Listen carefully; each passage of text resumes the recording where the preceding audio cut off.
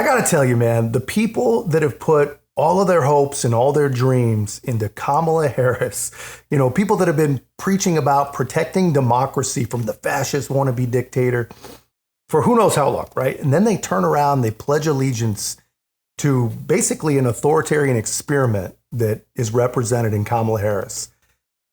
Those people are in trouble, man. I mean, win or lose, they have compromised literally everything. I mean, just look at what a true Kamala believer actually looks like. And honestly, as you watch this, man, I actually feel really bad for these people. To take a listen, everyone.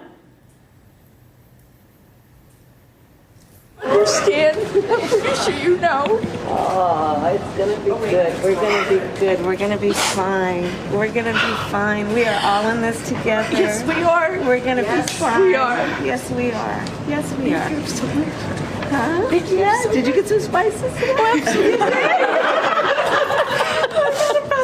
Oh, it's all good. It's all good. We're standing strong, right? We love our country. Absolutely. Right? Yeah, that's right.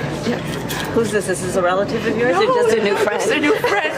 Hi. I'm a lawyer in Pittsburgh here, and I just admire your work so much. Good. What kind of law you practice? Consumer protection. Good for you. I'm protecting consumers. Good for you. That's the work I did as AG. Yes, that's good stuff. Yes. That's really good. Of course. Come on. Let's do it. Come on. Oh my God, I'm shaking. Someone take it. I did not get it. Can someone take it for me, please? Who are the yellow jackets? Come here. They're my school. They're your school? What school is that? Freeport. Freeport? What's your name? Charlotte. Nice to meet you, Charlotte. I'm Kamala. Are you cooking also? What are you doing here? Or did you bring an adult with you? Or are you just hanging out? How are you? Can I have a hug? Yes, come here. Of course. Aww. Here's the thing, man. Obviously, this is probably staged. I mean, it's got to be staged, but this woman is real. Those emotions are real. And you got to feel bad for her, man. She has no clue how much she's being used. But anyway, yeah, I think this is staged. I mean, this is supposed to be some random visit to a random spice store in Pennsylvania while taking a break from debate prep. And here's the thing, full disclosure, I've never actually been in a spice store, I don't think, but I cannot possibly imagine that they're this packed. There can't be that many people shopping for spices at the same time.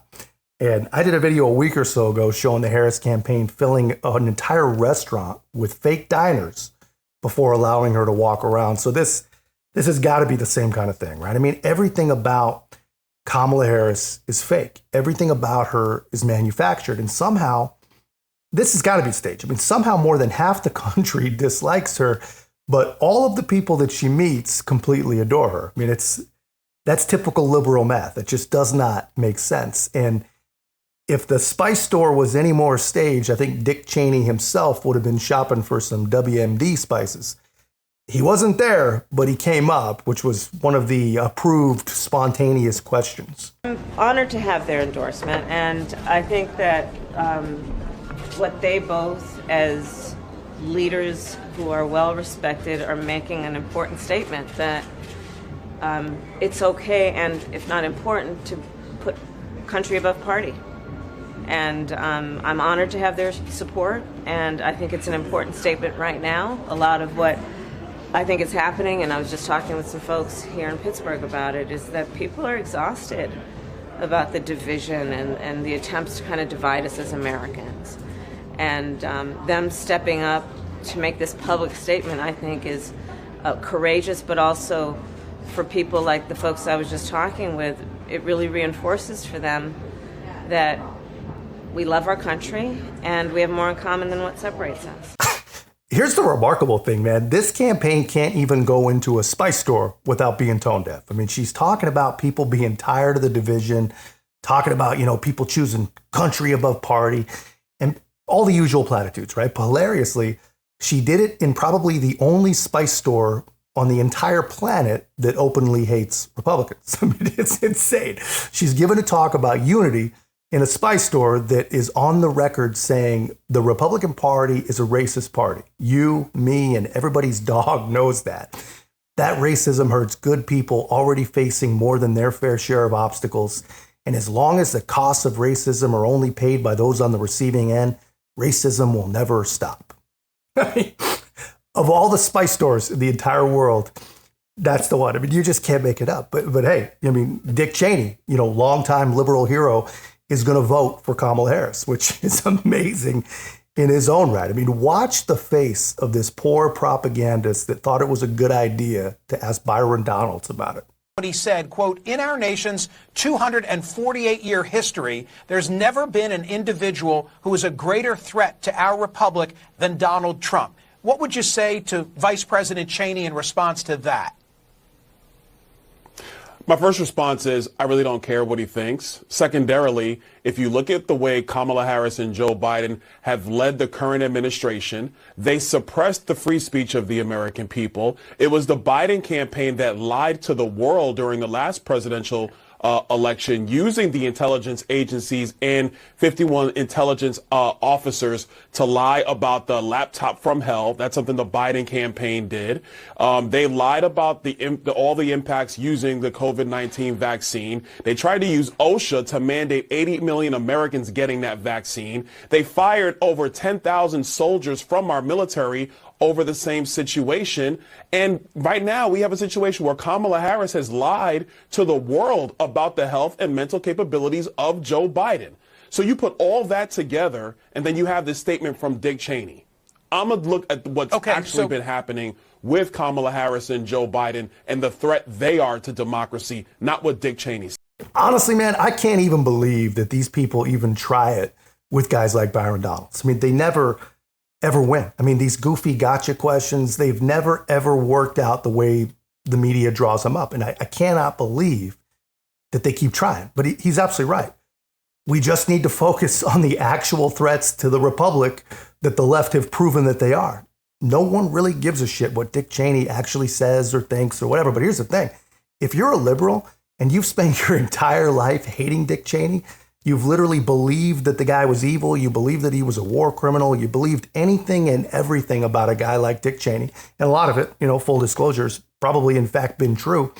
But if that's you, how is it possible that him endorsing your candidate is not some giant red flag 4-alarm fire? Very simple message for my Democrat friends, my independent friends, those who may not be sure about who they're voting for in this election. Dick Cheney has just made the choice very clear. A vote for Kamala Harris is a vote for Dick Cheney, the architect of everything that has gone wrong in the Middle East for the last few decades.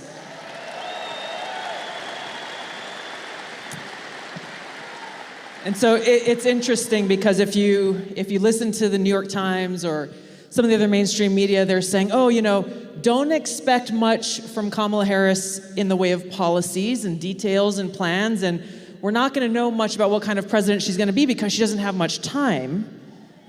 They're conveniently ignoring the fact that she's been there working in the White House the last 3.5 years alongside Joe Biden. She's been the last one in the room, according to her, as these big decisions are being made.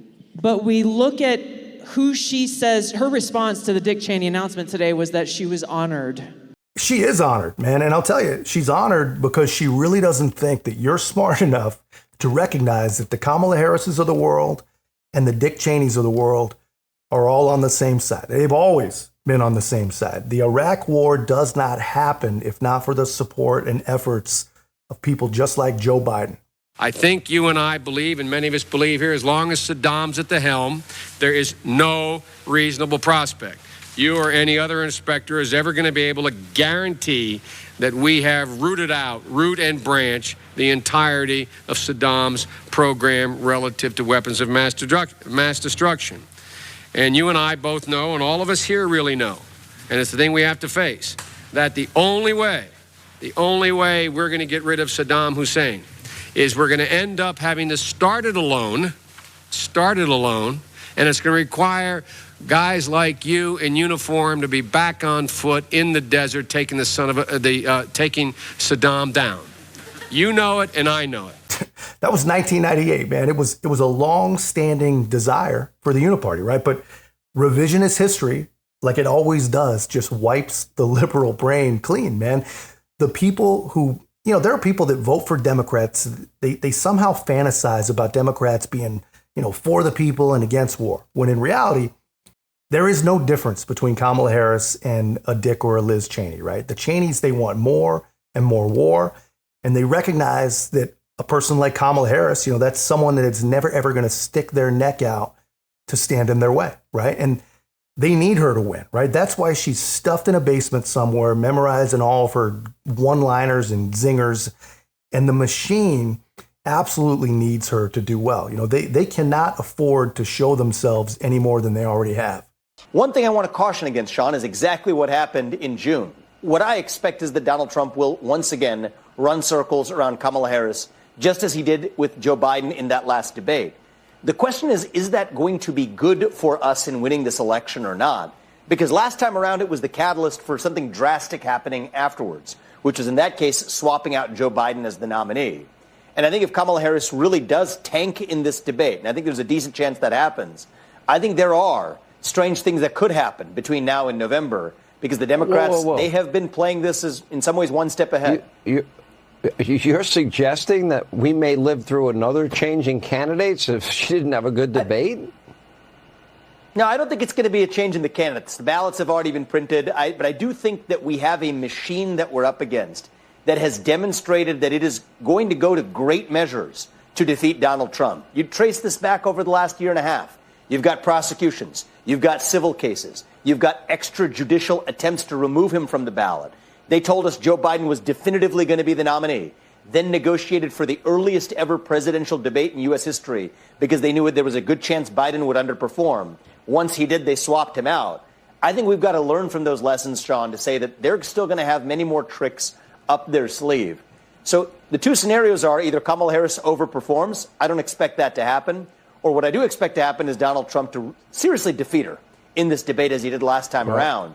But don't expect that to be the end of this election. I think there's going to be more tricks left up their sleeve. Yeah, those are pretty smart points. And he's absolutely right, man. There is absolutely no telling what these people will do, what they can do, what they could do, what they would do. They've already been doing it. They've been trying anything and everything they could to stop Donald Trump over almost 10 years by now, right? And they're not just going to give up. If he sends them into some sort of polling or perception nightmare after the debate, which I imagine he will, they will react. They always will react. Those are really smart points, right? It's actually really, really scary points. And here's the thing. If her prep is going like it sounds like, they're going to need more tricks. Are you ready to face Donald Trump? Yes, I am. Yes. Best part of debate prep for you? What's your favorite? Being at the spice store, I finally got all of the debate prep to look at these spices. Best part of debate prep so far.